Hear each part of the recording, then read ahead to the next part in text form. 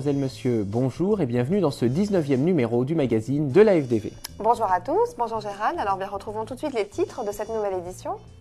Alors au sommaire pour ce mois, nous découvrirons tout d'abord un adage, Actor Sequitur Forum Rei. Nous verrons ensuite quelle a été l'actualité juridique développée ce mois dans la Gazette de la FDV.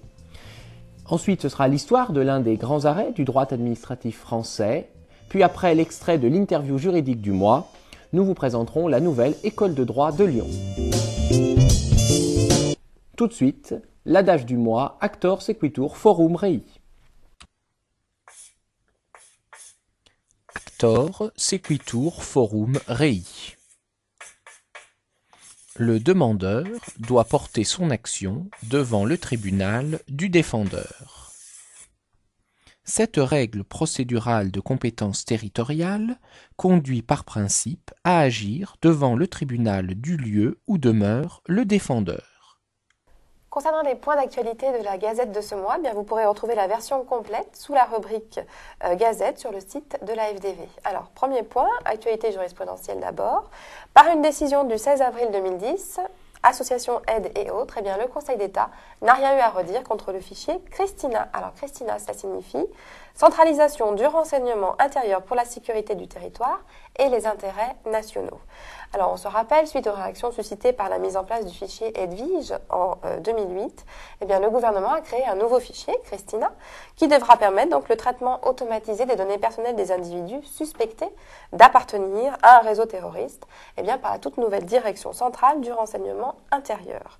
Alors, cette création, finalement, a eu moins d'écho que la précédente, et puis le Conseil, eh bien, n'a rien eu à redire, effectivement, contre ce fichier. Autre décision, celle de la Cour européenne des droits de l'homme, Grande Chambre, Medvedev et autres, contre France. 29 mars 2010, eh bien, le parquet à nouveau sur la sellette, c'est la question qui est posée. Cet arrêt était effectivement attendu impatiemment par la Grande Chambre, puisque le 29 mars 2010, elle a rappelé notamment l'absence d'indépendance organique du parquet.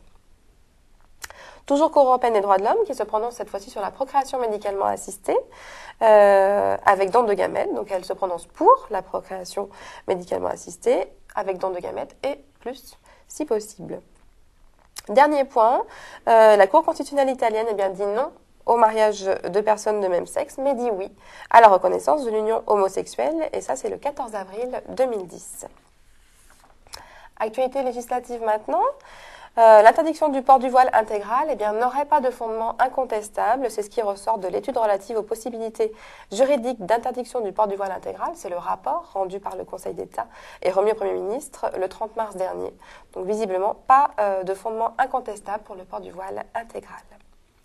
La mort annoncée du double tiret, la ministre de la Justice annonce une nouvelle circulaire pour distinguer autrement que par un double tiret les doubles noms des enfants issus du choix des parents de leur transmettre le nom de chacun d'eux. Ça, c'est une réponse ministérielle numéro 50835 du 6 avril 2010. Et enfin, l'arrêté du 16 avril 2010 relatif à la protection contre les risques d'incendie et de panique dans les juridictions administratives définit les conditions dans lesquelles les règles de sécurité du Code de la construction et de l'habitation sont applicables aux juridictions administratives. Alors du coup, pas de panique. Passons maintenant, si vous le voulez bien, maintenant que les titres sont terminés, au grand arrêt du mois avec Gérald.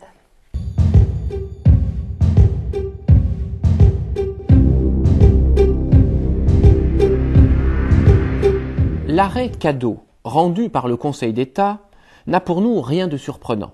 Mais ce serait là oublier qu'il a été rendu le 13 décembre 1889.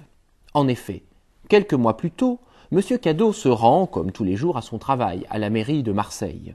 Il est ingénieur-directeur de la voirie et des eaux de cette grande ville du Sud. Son quotidien, c'est la mise en place de canalisations, la réfection des voies, et il ne s'en plaint pas. Mais un jour, il apprend que cet emploi, dont il est titulaire, va être supprimé. Le conseil municipal en a décidé ainsi. Vexé par cette décision, le sieur Cadeau réclame des dommages et intérêts à la ville de Marseille. Mais il reçoit ce refus de celle-ci. Il décide alors de tout mettre en œuvre. Il saisit le juge judiciaire, il s'adresse au conseil de préfecture. Mais tous se déclarent incompétents. M. Cadeau ne se résigne pas et en appelle au ministre de l'Intérieur. Lorsque la réponse arrive, il doit faire face à ce qu'il perçoit comme un nouvel affront. Le ministre estime que le conseil municipal de Marseille, n'ayant pas accueilli sa demande en indemnité, il ne pouvait lui-même y donner d'autres suites. C'en est trop. Désormais, M. Cadot s'insurge contre l'administration. Il décide de saisir le Conseil d'État contre le refus du ministre de l'Intérieur de se prononcer sur sa demande de dommages et intérêts. Le Conseil d'État rend alors un considérant fort audacieux puisqu'il estime que, du refus du maire et du conseil municipal de Marseille de faire droit à la réclamation du sieur Cadot, il est né entre les parties un litige dont il appartient au Conseil d'État de connaître. Aujourd'hui, cela ne choque pas, paraît normal, mais souvenez-vous, à l'époque, le Conseil d'État n'avait qu'une compétence d'attribution en matière de contentieux administratif. En France, la justice administrative est encore qualifiée de retenue. En d'autres termes, lorsque la compétence du Conseil d'État n'était pas expressément prévue, c'est le chef de l'État, et par délégation ses différents ministres, qui prenaient une décision dont le Conseil d'État ne pouvait connaître qu'en appel. Alors, quelle audace pour le Conseil d'État de dire que le ministre de l'Intérieur n'était pas compétent.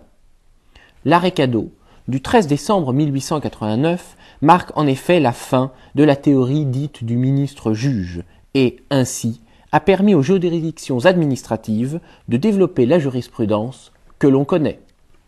Intéressant, non? Alors, Céline, ce mois-ci, vous avez reçu maître Aymeric Molin pour parler de cette nouvelle procédure qu'est la question prioritaire de constitutionnalité.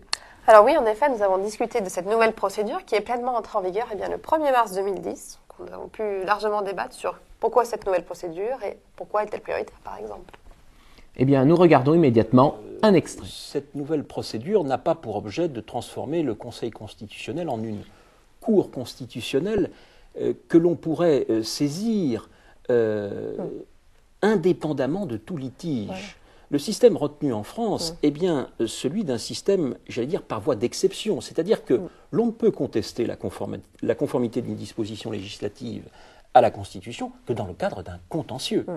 Et c'est l'occasion également de préciser que l'on ne peut pas poser de question prioritaire de constitutionnalité si elle ne vient pas s'adosser à un moyen que l'on présente à la juridiction.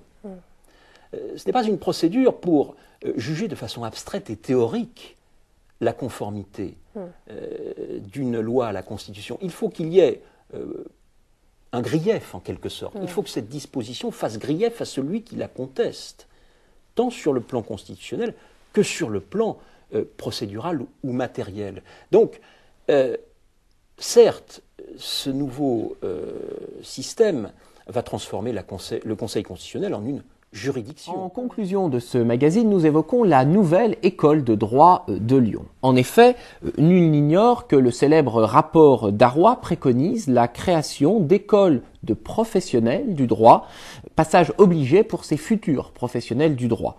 C'est donc ainsi que la faculté de droit de Lyon s'inscrit dans ce mouvement plus large de grandes écoles autoproclamées qui se projettent ou se préparent. Donc c'est pourquoi il est apparu à Lyon effectivement important de signaler que le domaine des écoles de droit appartient aux seules facultés de droit. Alors c'est pourquoi dès la rentrée 2010, la faculté de droit de Lyon va ouvrir la première année de son école de droit à destination de tous les étudiants qui seront titulaires au moins d'une licence en droit. Bien, voyons tout de suite quelques images de cette nouvelle école. Simplement, comme on vous l'a déjà signalé, un plus. C'est-à-dire que peu d'étudiants seront titulaires de cette école et vous savez, comme aujourd'hui, le label grande école est recherché, d'autres le proposent avec quelquefois des prestations qui sont en tout cas plus chères que les nôtres et qui sont, à notre avis, légèrement inférieures.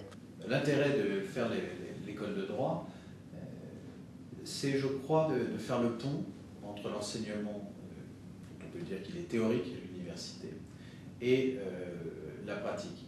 Alors faire le pont, ça ne veut pas dire du jour au lendemain basculer dans la cuisine, ce qui va être peut-être la pratique quotidienne des uns et des autres, mais comprendre que les savoirs théoriques qui ont été acquis à l'université peuvent être utilisés, on dirait mobilisés si on voulait être moderne, peuvent être utilisés au service de l'analyse de cas concrets. Merci de nous avoir suivis et nous vous donnons rendez-vous le mois prochain pour un nouveau numéro du magazine de l'AFDV.